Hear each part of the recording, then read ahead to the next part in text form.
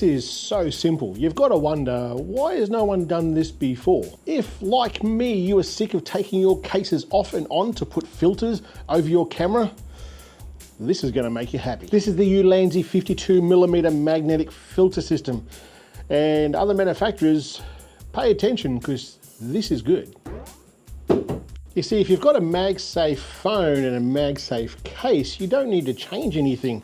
This is magnetized, it's going to stick on like that. And to put your filter on, you just turn it up. Hold on, it's a Pro Max. It grows. So not only will this fit the regular size, it'll fit the larger size too.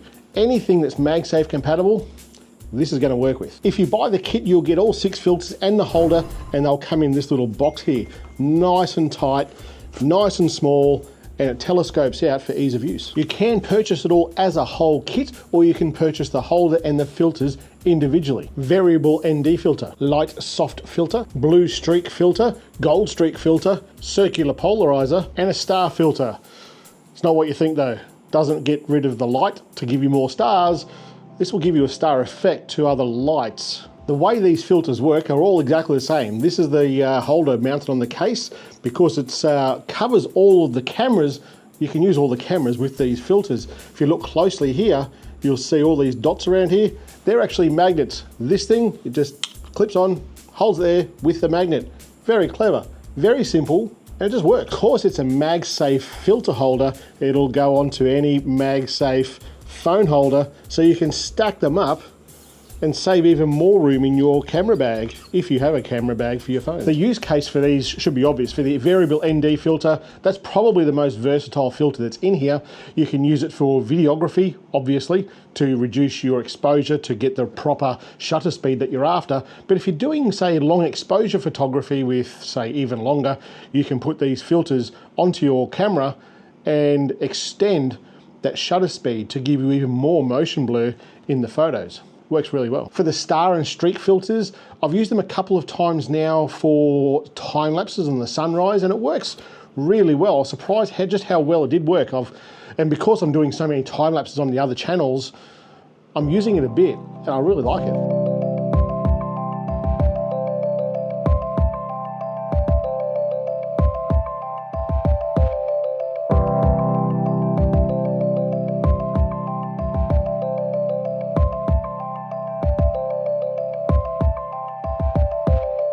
The light soft filter is there to reduce the contrast in things like portrait and some landscape photography. I've used similar filters with my mirrorless photography, and in landscape photography, they work really well. If you haven't used one of those sorts of filters for landscape photography, do yourself a favor and get one. These are quite effective. The elephant in the room for me was the CPL. That was the only one that I wasn't impressed with because it's not, from the best that I can work out, it's not a true CPL. It is a polarizing filter, but it doesn't change the way that a regular CPL does. So if you were going to get this, I would say use it more in line with an ND filter because it doesn't change the way you think that a regular CPL filter will work. Overall, I'm really impressed with how this whole system works. The way that it just magnetizes the back of your phone, ripper job. That's quite ingenious, really.